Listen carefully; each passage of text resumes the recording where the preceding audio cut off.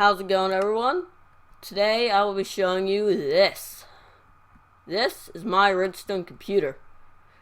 Now, if you don't know what Redstone computers are, which, yeah, they're obviously computers, but if you've never, actually seen one, well, then this is what they look like. Sort of. Well, most of them look like this. Actually, all of them kind of look like this. So, these things aren't as powerful as a normal computer. Like, a normal calculator is going to be less powerful. Or no, it's going to be more powerful than these computers. And just by hearing that, you already know this computer is going to be crappy, but compared to Redstone computers, I think mine is kind of good. It's kind of good on memory. This thing has like 60 bytes of RAM. It's also 8-bit, which is like the usual for Redstone computers. Your normal desktop computer or normal laptop, whatever it is, it's gonna be like 32 or 64-bit. And so yeah, this is the RAM, which this holds like any memory the computer needs to remember. And so if it just needs to remember anything, it sends it to this. Which line is this? This is the, let's see. That's the input, and this is the output. So, when the computer needs to remember something, it'll send it to this, and it also send a number here that will determine which register or byte it needs to store it in.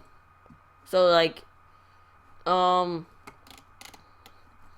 say, select this. Wait, how's this set up? It's been a while since I've been to this thing. Okay, so we turn on this bit.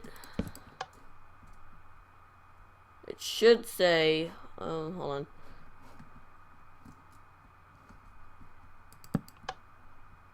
on. Forgot how to use my own computer. I'll figure it out later. Alright, well anyway, this thing was something I was gonna have. It was gonna be a certain function the computer could do, but I've decided not to have it do that. I was originally gonna have this thing over here is your ROM, which stands for read-only memory, and also your RAM stands for random access memory. And so I was gonna have like 5 ROMs, so that like during operation the computer could just switch to another program, because the ROM holds the program that the computer's running. But I'm not gonna have that now. So this is this right here is like, this controls the computer. It's like, it has the clock. The computer's clock I think is set to 2.4 seconds. Yeah. So, alright. Oh, this thing over here, it's kind of nothing. I have, like, these speed boost pad things. Help you run faster. Because this thing is big. Yeah, that's the, like, user control area. Where you control the computer at. So this thing was just kind of like a thing I made just like to quickly make speed potions stuff. And okay, so over here you have, this is the this thing like connects all the parts like to the computer. It connects everything together. So like it's what lets like your like processor, which is this thing, like let it talk to like the RAM, which is over there. This thing is wireless using command blocks. So yeah, so the CPU, well, it's not really like an actual how an actual computer CPU is. This thing is like much simpler. This thing is actually an ALU, which is, I think it stands for arithmetic logic unit. And this does all the math and logic and thinking of the computer. So this thing will like do addition, subtraction. It'll compare things. It'll do a lot of stuff. Alright, so then onto the ROM. We have this. This thing is like the biggest part of the computer. And it's insane. If you're wondering how I ever managed to get time to build this thing, I didn't build every single block of this thing, like, bit by bit. I actually... See, the ROM, it's in, like this part of it is all in sections. These are all duplicates of each other, so I only had to, like, make one section of this, and then I just used, like, a third-party program called MC Edit, and I just, like, copied and pasted all of this. It wasn't really that long. In fact, the RAM, that's how, like, most of the RAM is just a constant copy and paste of itself. It literally took me 30 minutes just to make this entire thing. Probably not even 30 minutes. It's pretty easy. So, yeah, this is where your program is held and runs. So, the way you would program the computer is that, so each of these lines, like, right now they're all on. But that doesn't mean, like, they're actually supposed to be on, because if you don't know how, like, redstone works in Minecraft, I can do a quick thing. Like, you got your redstone, and then turn it on with a lever, and then it turns on. So, torches act like an inverter, which means, like, whatever their input is the opposite. To see how its input is on, but the output's off. So if I turn the input off, output's off. Or on. Sorry. So, yeah, with this simple logic, just like, with just this thing, this whole thing, like, allows you to be able to build systems like this. Advanced computer systems, like anything. Yeah, so, a little hole. So, yeah, so basically, that's why all these are odd, so that when... So, yeah, you have this line, these lines here, and then you got these wires under here, so when the program runs and selects each line, it needs to be able to turn on different things, so it can do different things. So, when you want, like, say you want this wire to come on, when it gets to this line, it would, like, it'll turn this off, and then it'll turn this wire on when it gets to that function. And then you could have, like, something here. See, like, then first it's on, and then it switches to this line, and then, see? So it's pretty cool how this stuff works.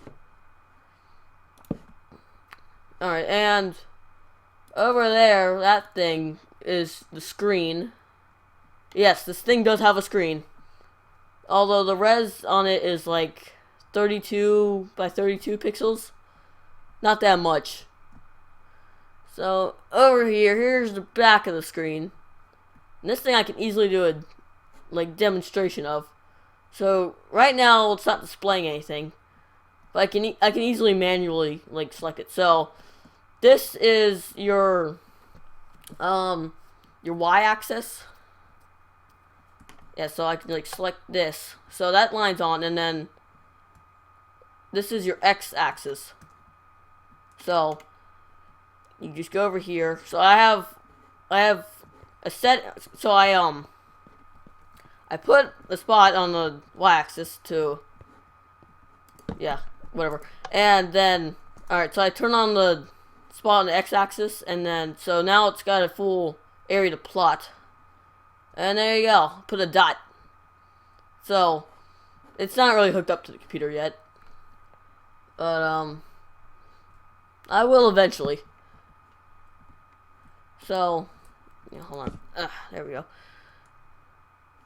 So, like, if you take it off, it'll stay on there. So you can just, like, slowly plot stuff on the screen. You could, like, given time, you could make a little picture with this. And see, it's still there. But if you want to erase it, you, there's a button I have down there. Right there. For some reason, it's switch. And this resets everything. And I need to be able to fly up faster. So now, see, the dot's gone. Alright, so yeah, this is the user control area. This is where there's like, you're able to input stuff. And that and all that. And, ah, crap, I left the computer on. Alright, I had the computer on when I, like, before I started the video. And apparently I closed out Minecraft when it was still running. And with Redstone computers, it's never a good idea to leave the computer on and then leave the world, because the whole thing is running and it uses a lot of your CPU. Like, not the CPU of the Redstone computer, but like your real life computer. Alright, so then, yeah, that stuff comes up when you turn it on. And then, like, it's not fully on, it's sort of on. To, like, I have it like that so that it's like a little menu. And you can, like, if something's on the computer, you can just, like, do the turn on thing, and then you hit, like, debug mode. Of course, this doesn't work yet, because I haven't hooked it up, or it's not finished yet. And so, yeah, you can do that and go into debug mode, and then you could, like, look for problems with the computer and stuff. So, to fully run it, you have to press select, and there it goes. So it will start counting up like that. It looks like it's, that's weird. It appears to be skipping. What? Yeah, I had a program put in this thing, and it's supposed to sort of count from 1 to 6. It doesn't really count, it just displays the numbers. And it's not supposed to be skipping lines like that. For some reason, it's counting only evens. Let's see, what's wrong with this thing?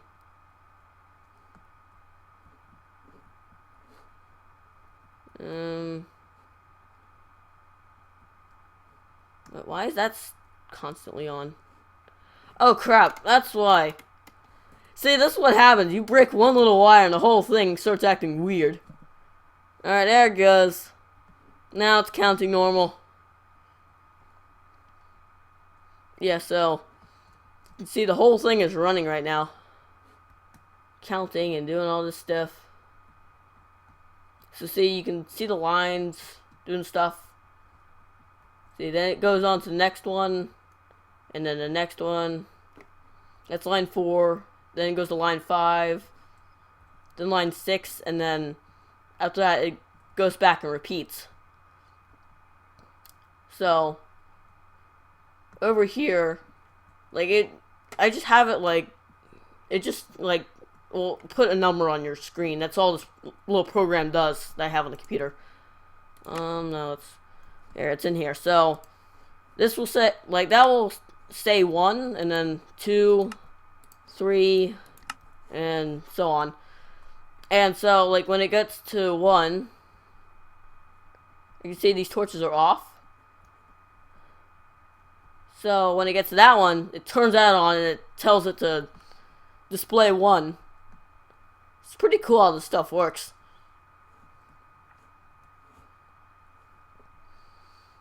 Yeah. So, yeah, there's like more stuff here that you can do with the computer. Like, there's so much more to this ROM. I was originally going to have, like, a hard drive, so that, like, the computer could remember stuff, even when it was turned off. Like, of course, it wouldn't be that much memory. But eventually, I just decided that I wasn't going to have it. So, over here, you have, this selects the ALU, like, what function it wants to do. What it wants it to do. Like, if it wants it to add or subtract, or do something. And then here's the GPU function. The GPU is like your graphics, which is that screen over there. And then there's like data bus input. Your data bus is like, it's kind of like the central data thing that the computer uses. Like, it's, imagine it's kind of like a road, and there's different buildings connected to the road, and each building is like a different part of the computer. So kind of like it'll like, it needs, like, say if it wants to put data on it, it'll like be able to access it and then put whatever it wants on it. So then over here is the save to RAM or the registers. So like, yeah, the RAM, which is over there, need that to be able to save stuff, because your computer is gonna have to be able to remember things. And I'm getting really low frames. Hold on, I'm gonna go turn the computer off. It's lagging it up, lagging up everything.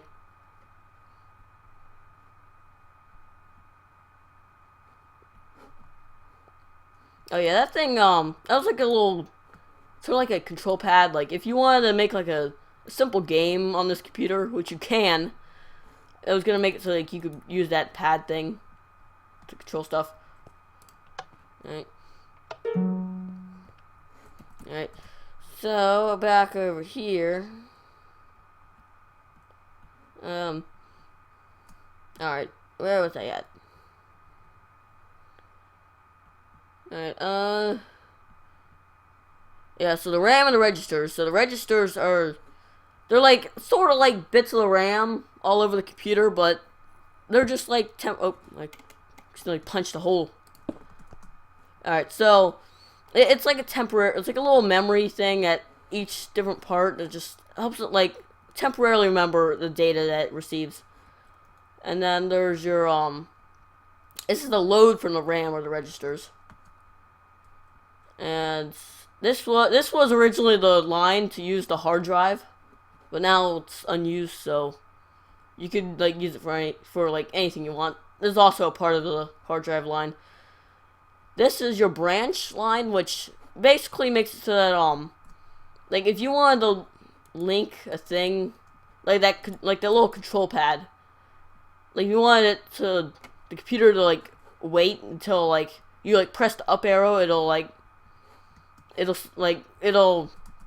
have it set to that, and if that happens, you can make it like go to like a different line. Like you'd say, if you press the up arrow, it'll like jump to this line. Instead, like don't count through these lines, just skip straight to this one. So that's useful for making it so that like it'll wait for certain things to happen, and then they can perform a function. That's what makes it so that you can like be able to press a button, because it'll like wait for the button to be pressed, and then once it gets pressed, you can have it like display a dot on the screen. And over here, this is the general purpose line, which I have too many of now, which you could like kind of use for anything. And then this was, I don't remember what this was gonna be before, but I just kind of named it the worthless line. It has no purpose but to be worthless. And then over here this was going to be the line that would select which different ROM to select to, because I was going to have multiple of them. But also another unused line. And then there's this huge white one that's, you can kind of like, I will eventually someday have this computer up for a download, so you can like download this on your computer, and then you could try it out for yourself. And I was going to have this line so that you could easily, like, if you wanted to add parts to the computer, like, if you wanted to build a printer, like, right there, you could do it, and you could hook it up yourself, and this line, like, you'd have a section of this line be for your printer. And people have made printers in Minecraft. People have made all sorts of stuff. I've seen people make scientific calculators, all this crap. Tons of stuff. So what else is there to talk about? I think that might be it. Yeah. Oh wait, I still need to explain how binary works. If you want to listen to that, which I don't think many people are gonna want to know how that works, unless you're gonna want to mess with this computer, then you'd probably want to know how this works. So, binary is ones and zeros. In fact, it actually works a lot like how your like how the normal number system works. Like, cause the normal number system count, like, you each digit you basically count up until you reach the highest digit, and then when you count again, it goes to the digit that's left of it, and it'll add one to that, and then it'll repeat that digit. So basically, like, so it works the same way, except binary only has 2 digits, which is 0 and 1. So this first digit will stand for 1. This one stands for 2, 4, 8, 16, 32, 64, 128, and so on. And so if you wanted to put 5, the number 5 in binary, you would turn on the 1 and then the 4, because 4 plus 1 equals 5. And if you want to like display 7, you just have to have these 3 on, because 4 plus 2 plus 1 equals 7. And if you like want to display the number 8, you just have to have the 8 on. It's pretty simple. Yeah, so that's how binary, like, if you were counting up, it would go in like a pattern like this. Like, that would turn on, then that would turn on, then these would be on, and then that would come on, these would turn off. That's basically how binary works. Once you understand it, it's kind of simple. In fact, it's really simpler than the normal number system. Yeah, well, that's basically all I have to say about my computer. I hope you enjoyed this video. Hope you thought this thing was amazing, because it is amazing. It's incredible. Like, how many people can make this stuff? I know, I'm one of those rare people who can... this is just one of the stuff I like to do, just build this stuff. Yeah, the name of this computer is Dream 2. So that's why I named it, because I thought it'd be a cool name. And of course, yes, there was a Dream 1, but it was kind of crappy. Because it was like my first actual computer in Minecraft that I built. It couldn't even like really do much. Yeah, well, that's all I have, so hope you enjoyed. And comment about this thing, about how awesome you thought it was. And see ya.